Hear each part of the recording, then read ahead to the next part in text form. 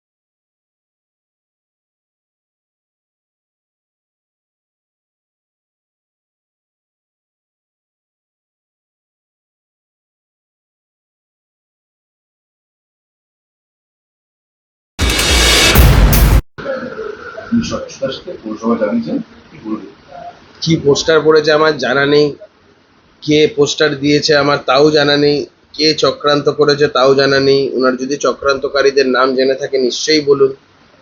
এখন মুশকিলটা হচ্ছে এই ধরনের মানুষজন যারা দীর্ঘদিন ধরে পৌরসভা চালিয়েছে, ব্যক্তিগত জীবনে একাধিক দুর্নীতির অভিযোগ এদের বিরুদ্ধে। আমার কাছেও বেশ কিছু তথ্য আছে। এই যে বলছেন না স্বচ্ছতার সাথে চালিয়েছে, বেশ কিছু বার কল্যাণী এক্সপ্রেসওয়ের ধারে বেনামে এরোর সাথে সেই সমস্ত ট্রানজাকশনস আমাদের কাছে আছে। এই উত্তম দাসের ছেলে, তাকে বছর দেড় দুয়েক আগে ইডি নোটিশ পাঠিয়েছিল, 35-40 পাতার একটা ইডির নোটিশ যতদূর শুনেছিলাম। সেইখানে সমস্ত প্রপার্টির তথ্য সংক্রান্ত বিষয় সেগুলো সব দেওয়া আছে। দেখুন, ব্যক্তিগত জীবনে উত্তম দাস বড় ব্যবসায়ী বা উত্তম দাস বা বড় ডাক্তার বা ইঞ্জিনিয়ার বা লয়ার বলে আমার জানা নেই।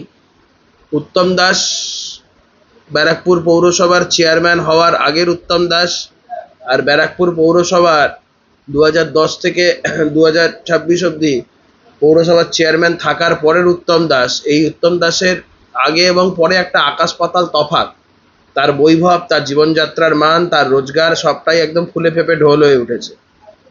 তো এখন এই হেন মানুষজনের বিরুদ্ধে গোটা ব্যারাকপুর জুড়ে একটা ক্ষোভ আছে।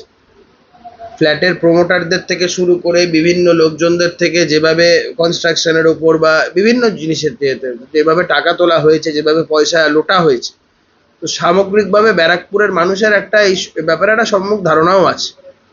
তো এখন কেউ সাধারণ মানুষ যদি কোথাও কোথাও এ করে অতি উৎসাহী হয়ে কেউ যদি পোস্টার দেয় কারুর নামে, এ তো আমি বলতে পারবো না। আমি জানিও না কোথায় কি পোস্টার পড়েছে না পড়েছে, আপনাদের মুখেই প্রথম শুনেছি। উত্তমবাবু যদি জানেন কেউ চক্রান্ত করে থাকে, আর উনি যদি সত্যি একদম দুধ কা ধুলা হওয়া থাকেন, তো সেই জন্য উত্তমবাবু এর বিরুদ্ধে যা ব্যবস্থা নেওয়ার নেবেন, এখানে আমার কি বলার আছে।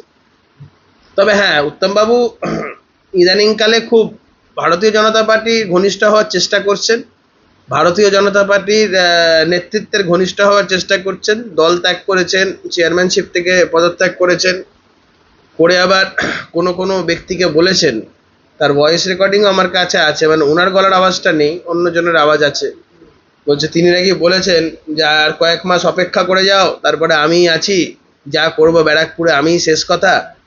আমি এক কথা আপনাদের বলতে পারি যে অন্তত কৌস্তব বাগচি থাকতে আমি যতক্ষণ অবধি আছি, উত্তম দাসকে ব্যারাকপুরে ভারতীয় জনতা পার্টির ঝান্ডা ধরতে দেব না, ধরতে দেব না, ধরতে দেব না। ব্যর্থহীন ভাষায় বলে গেলাম।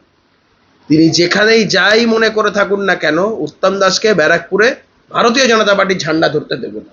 উত্তম দাস একজন করাপ্ট, একজন দুর্নীতিবাজ, এবং দীর্ঘদিন ধরে ব্যারাকপুরের এই পৌর পরিষেবার নামে তিনি ব্যারাকপুরের মানুষকে প্রতারণা করেছে। উত্তম দাসের সম্পর্কে ব্যারাকপুরের মানুষ কমপ্লিটলি একটা নেগেটিভ ধারণা পোষণ করে।